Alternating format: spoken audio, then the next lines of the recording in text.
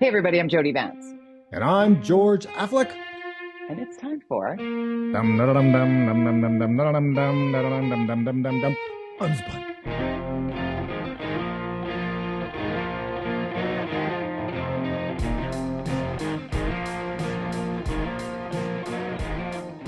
I like a James Bond movie. Little bit of Is that what we're spy, doing? little bit of So let spy network going on. Maybe a little shadiness happening right across the country, right? From Ottawa to now. We've heard today from the Globe and Mail in Vancouver. Very interesting story about influence in local politics. Something we've been hearing about a lot in Ottawa, and there's been assumptions over the years, and certainly, Brad West and Poco has been talking about this and very strong about this issue, and now we have a CSIS report about influence in the 2022 election in Vancouver. Very concerning. it's like if we're hearing about it, I want to unspin this because if we are hearing about it, if you and I are talking about it, it's way worse. It's Yeah. way worse. Like it's bubbled to the surface. Like that, federally speaking, like why not a public inquiry, which is what we've talked about for a couple of weeks now. As soon as Sam Cooper, opened the can of worms. I mean, we've been talking about how naive our government has been federally, provincially, municipally now to how this behemoth that is China has worked their way, the government of China, not the Chinese people, but the government of China, have worked their way strategically and surgically into all areas of politics. And we talked about this, and we have to put in this caveat, George, because the last time we spoke about this, you acknowledged that when you brought up the concerns about money laundering and our housing and what have you, people were like, racist. Yeah, they were calling me. Well, I was concerned that there were policies that we were making that were, it was wrong-headed, and that the federal government needed to look at where this money was coming from. It was something, there was something, and there were things that were stories even when I was in office about. And when was that? 20. Well, I left in 2018. So, and there were concerns about certain councilors. They didn't ever name anybody, but there were certainly people worry about, and there were reports back then about influence. Certain councilors in Vancouver had ties in some way. It didn't say who. And this latest article doesn't identify who, but they do identify there was a city councilor that was targeted. Whether it was a current one or a past one, it's a bit confusing, by the Chinese government. And the quotes in this story are unbelievable. Get the Globe Mail, take a look at it, because it talks about this government operative from China. We need somebody who we can, foster, who will become be a councillor, then a mayor, and then run for federal or provincial office, that we can cultivate. This is scary stuff, and the fact that CSIS has released this information is very interesting. And I know for me, I never was approached in any way like that. You get invited to events. Okay, so that's part of it. So Kennedy Stewart, the former mayor of Vancouver, is quoted in this article about how there was a time where the developers would hold luncheons and they would charge $1,200 a head to go to the luncheon, and that would be the donation that is made toward the prospective. Like there's a lot of that, and how those dried up for Kennedy Stewart leading up to this. So he kind of was saying that, like, I'm just reading what he wrote down. Yeah, like, read the quote. He was approached. But it sounds like he was approached by CSIS back in last year before the election. He came out publicly opposed and was very vocal, actually, about China and human rights. And at that time, and the story quotes Ken Sim saying, "I'm not going to focus on not that they're necessarily connected, but he said I'm focusing on issues in Vancouver," which is ironic since he went to South by Southwest this week. Anyways. So, it's what's interesting, from my experience, a lot of this Chinese government stuff, the knowledge I have about it was less glamorous. A lot of it was smaller community groups in church basements, things like that you would be invited to, and then you'd get there sometimes and you hear about, and this is a strange group of people. What is this about?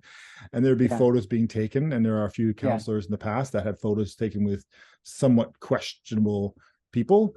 And so you have to be careful when you were invited to events, thinking who's holding this event, why are they holding this event? And they were sometimes they seemed inconsequential on one level, but you found out later that there was something else going on, and that is the kind of well, stuff we've heard about that. About. We've heard about that with going in the back door of getting in at the school board level, right? Mm-hmm. Coming in the community level and working your way up and building that resume, so people start to hear your name, no matter what your ethnicity or background might be. But that's the way you get into a political office. Yeah. Have you ever seen the TV show The Americans? Such a good TV show. It ended a couple of years ago, but it was about Russians, and it was all about these Russian spies who infiltrated the American, and they became, regular citizens, and they were spies. And there's all these people that they were all these other spies, and they were in all these different positions. It was really cool. And you think, this is just fantastical. I mean, this is, not real. But then you hear these stories like this, you're thinking, oh my God, like it's happening. George, what the hell took our federal government as long as it did to end the relationship with Huawei? Like, that's right. This is, as a layperson, I know a little bit. I'm a bit of a news nerd. I like to be informed. I would not pretend to be an expert on big telecom meets infrastructure meets 5G meets international relations meets technology. But when four of the Five Eyes have for years said, hell no, China will not be building our infrastructure.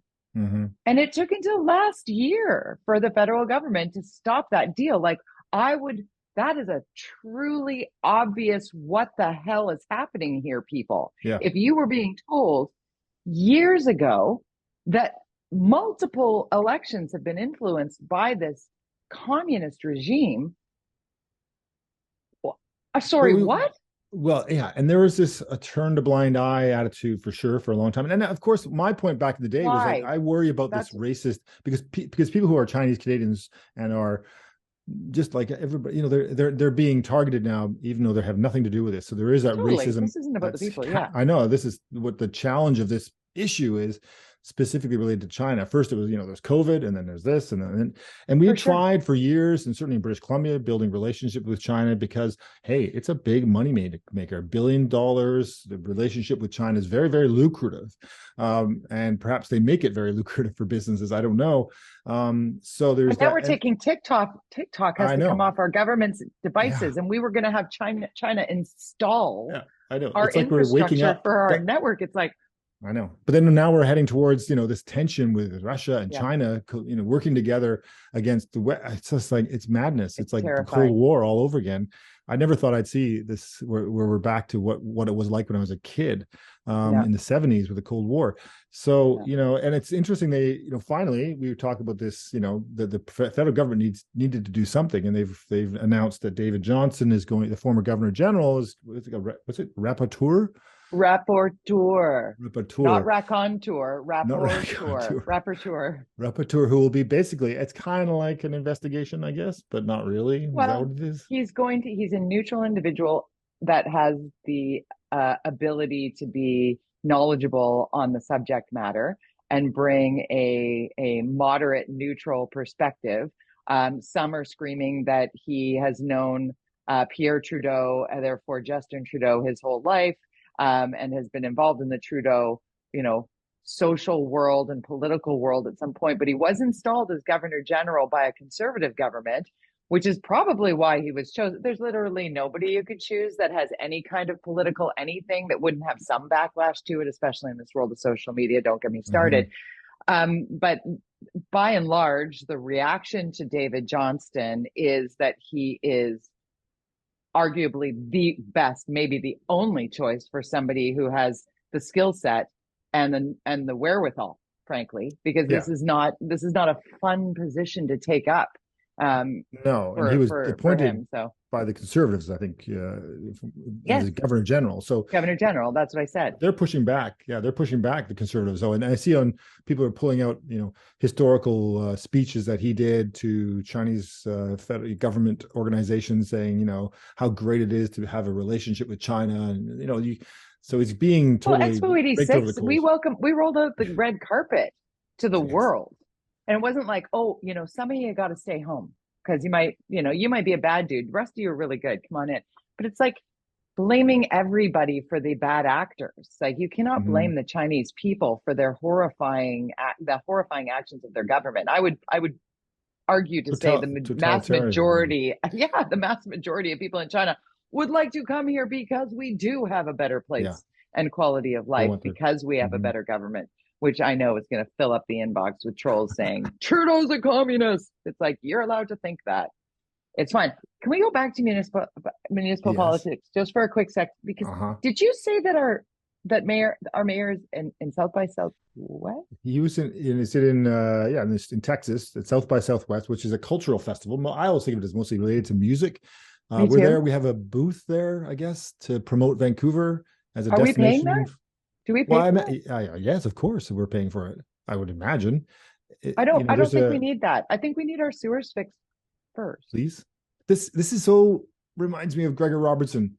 He would be always traveling somewhere to New York and his profile. And it was, great for him.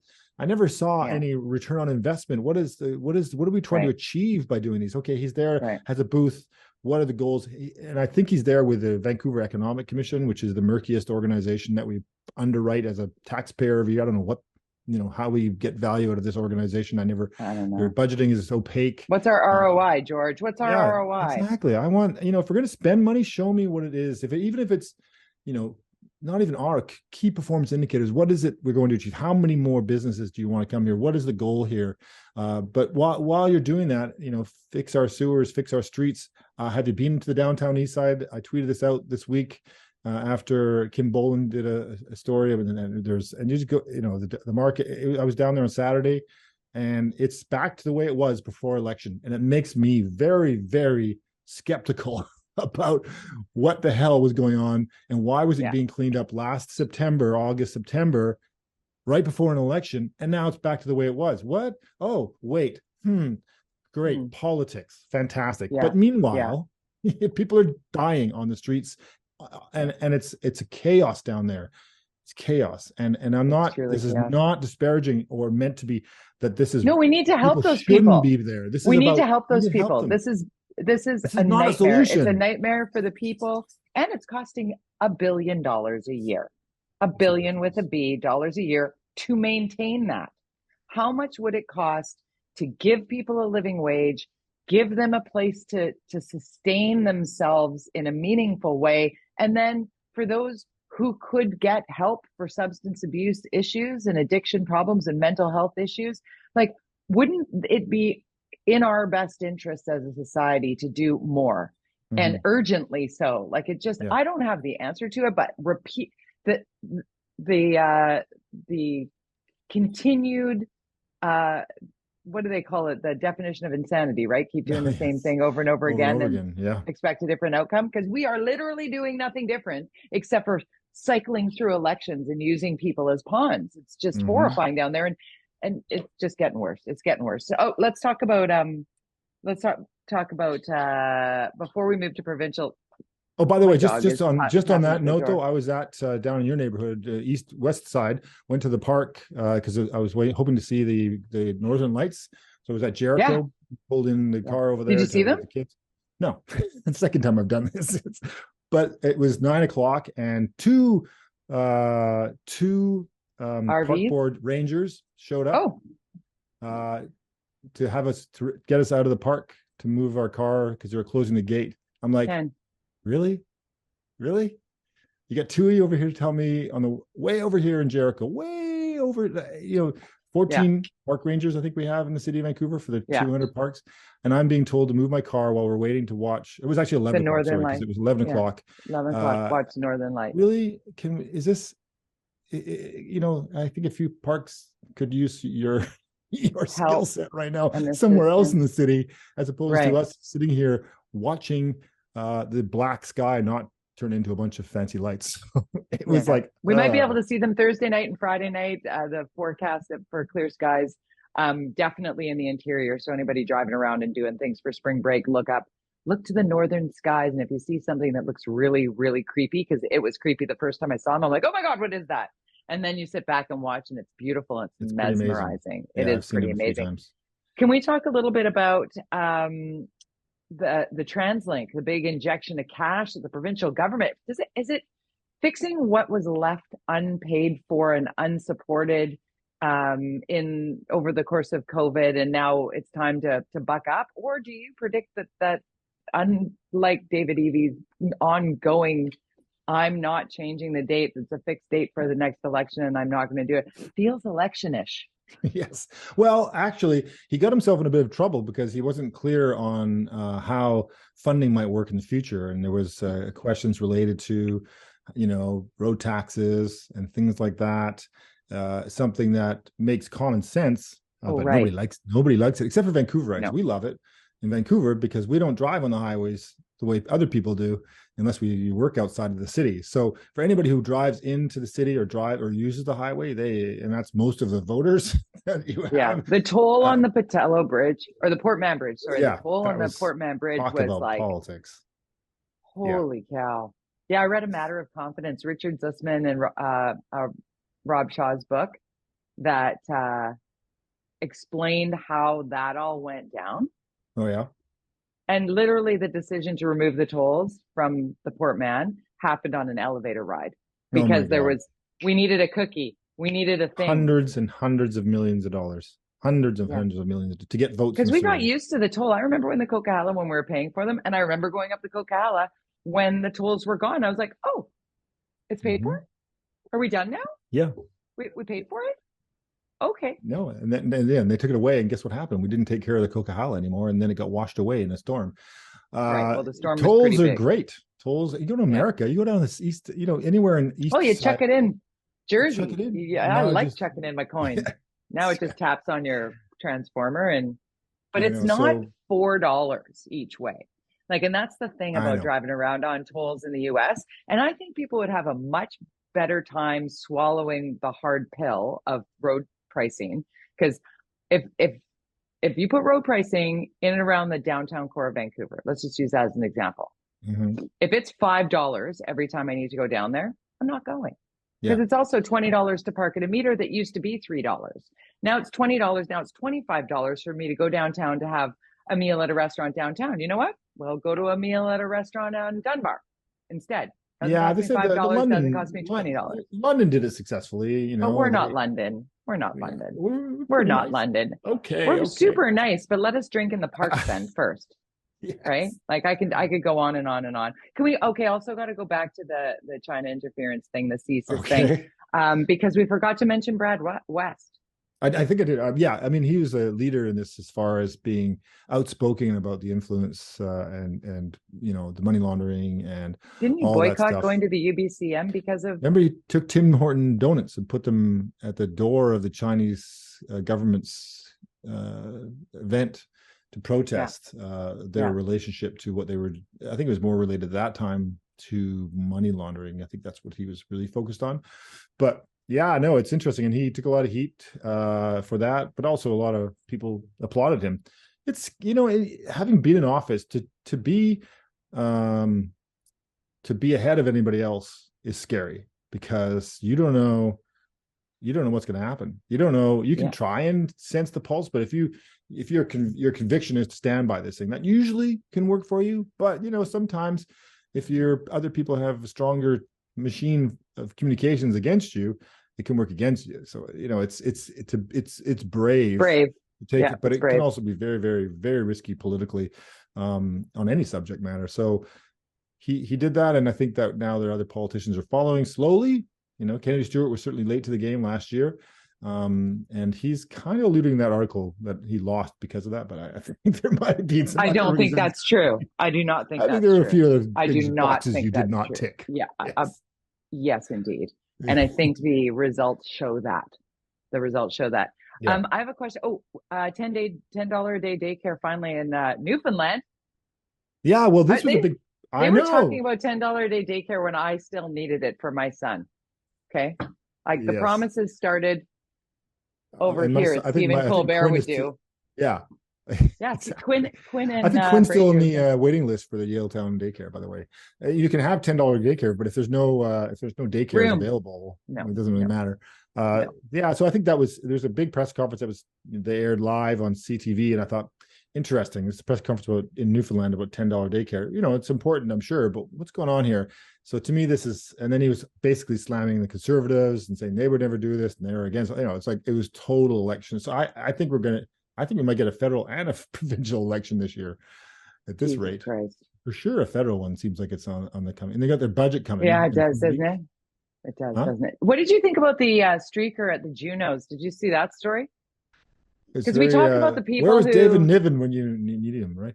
But we talk about people who throw food at the Mona Lisa, or they glue themselves to the Iron Workers Memorial Bridge, or they block the causeway. It's down the whatever. They create chaos for people. Yes. And then we have, at an award show that is live with Avril Lavigne going to hand out an award, and a woman comes out bare-chested, with messaging written on her. And there's a lot of people like, what the hell? Some people are super pissed about that. And for me, I'm like, that's how you should do it. You're not blocking traffic. Nobody's not able to and go. And she had in a good sense of humor about it. Yeah, she did. I think Avril Lavigne did a good job with it. I think it was. I agree. Yeah, I mean, if you're gonna, everybody's talking about aggressive. It. Yeah. So I feel like. Yeah, it doesn't get in my way, and it's fun, and it tells a story. She got her coverage, which is the goal with these things. So be more creative, protesters. Be more creative and don't trespass. I'm not asking for you all to be naked. Thanks very much, but I don't need all of you to get naked. What about the LNG?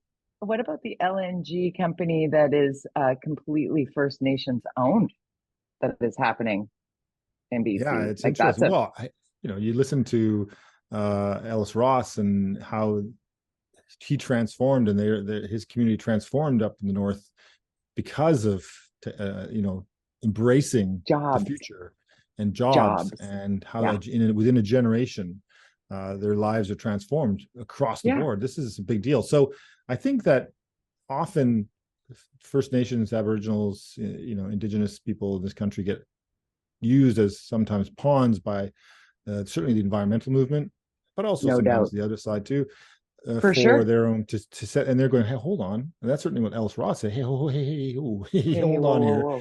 We're not just saying we care about the environment, but we also want to bring our community up, lift it up. And we can't do that for free. So embracing things like LNG and other things like that. It's being able to fulfill some of the business moves that used to be handing land off and then watching a development happen. Like, it's really, I think, interesting, important, about damn time that we're seeing the knowledge and the business acumen, I guess, that's staying within nations to build and create what then can lift up the community even further. Because I mean, there was a time where you would point to the areas around the Lower Mainland that were the reserve land, right? And it would look shantytown like. It doesn't anymore. It doesn't. It's community. It's thriving. It's like, starting to use words of good and celebratory in that vein, I think, is a really important part of reconciliation as well, acknowledging what's working, because there are people in Pickett's Point who are freaking the hell out about that new development that's coming in. It's coming right down where the Molson brewery was there, and they're building. It's happening. And the people that have their hoity-toity space, they're like, not in my backyard. It's like, it was their land. You're actually living on their land. I think it's, well, I think it's that, Trudeau's original, when he won, and he talked a lot about, you can do both. You can be environmentally conscious and have a prosperous economy. You can do both. You've got to manage both properly. And I think that that is the goal, certainly from my sense, within those First Nations that want to get into and start making money off of the building, either infrastructure or product or whatever it might be in their community. So it's interesting. But the ability is there, because you also know the inner workings of City Hall and how much red tape is removed for the ability to build. Oh God, they don't have Yes. to go through any of the process that regular, and so it's really effective to get things done quickly. So that's a real positive if you're trying to build more housing, which Right? certainly in Vancouver and across the region we need. And there's lots of First Nations. There's the Chilliwack, very, very progressive with Yeah. construction, building significant leasehold properties up there. And a lot of it's senior housing too.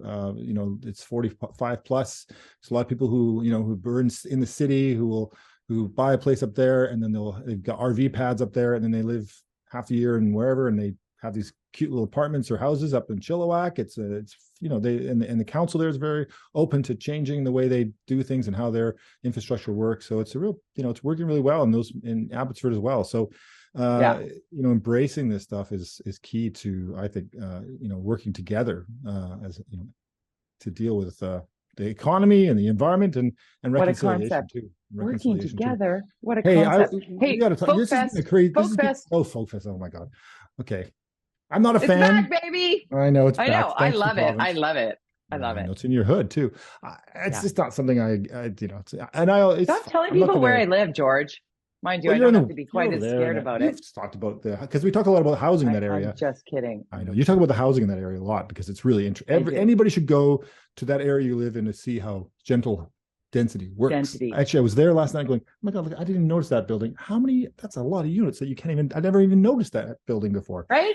Yeah, it's there amazing. it is, just fitting right into a great little neighborhood. What a concept. You wanted to talk a little bit about AI as well.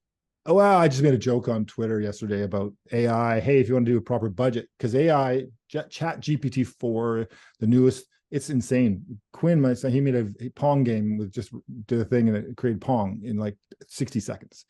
Wow. Crazy. But I just made a joke that they should import the budget for the city of Vancouver into Chat GPT-4 and tell it to, you can literally say to it, balance it. Build this budget again without impacting resources. And, I'm sure with the proper questions, it's totally going to be possible. Brilliant. But I want to talk about you because you had a big week this week. on Twitter. Yeah, you got to follow you on Twitter though, at george_affleck, and I'm at Jody Vance, Jody with a Y, at Jody Vance. But I'm warning you now, if you go to my Twitter, you're going to see very one note. It's a big week for you. Really, congratulations. Proud of you. Emotional. I mean, watching some of the stuff you did this week, I'm like stressed out, buddy. Give us a little. We talked a bit about it last week, but this week was a sort of a pinnacle of the culmination. Yeah, 7 years of fighting, 7 years of being criminally harassed by a man I never named until last Friday. The court date. Dogs. My dogs are knocking at the door. Sorry about the banging in the background. Can't hear it. Richard Oliver is his name. Richard Oliver. Hi, Richard. He watches me everywhere I am, apparently. But he's not allowed to be around me. Not allowed to reach out to me. He's not allowed to comment about me because he had his day in court. And I got to read my victim impact statement. I knew going in that it was a joint submission because the Crown brings charges and then his defense lawyer fights back. They agreed on this bullshit joint submission that I knew going in. I knew all the parameters and conditions in it.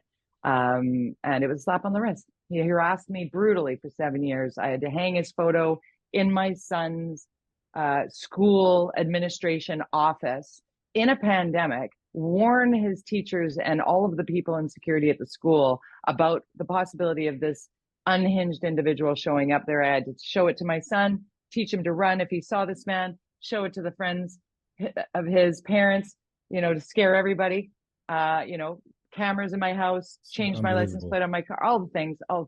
And he got 12 months probation. The police created a case, 5 counts of criminal harassment with Jesse Miller, Keith Baldry, Jason Kindrachek, and Marcella Bernardo and myself. That was handed to the Crown. The Crown whittled it down from 5 years of harassment and 5 counts of criminal harassment down to 1 count of criminal harassment and 8 months of these emails. The justice system needs to change. I'm going to try and change that. It's going to be hard, but I'm going to keep going. I'm going to get really super loud about it, and I'm going to sue him civilly on all of those things. But I want swift and meaningful consequences for people who are harassing, and there are people watching right now who know that they've done that to people, that they've come at people in a way that is just not on. It's not okay. David-Eby is tweeting about it, tweeting at me and commenting. I told him to check his inbox because I'm coming for your support. He said, I support you in any way. I will be letting you know how to support me in any way. Kevin Falcon did the same thing. I want it to be $1,000 immediate fine if you harass somebody, 10,000 if you do it twice, 100,000 if you do it 3 times. We'll garnish your wage if you can't pay it. You don't get a driver's license if you don't. I want deterrence. I want people to know that there are swift and meaningful consequences for your actions.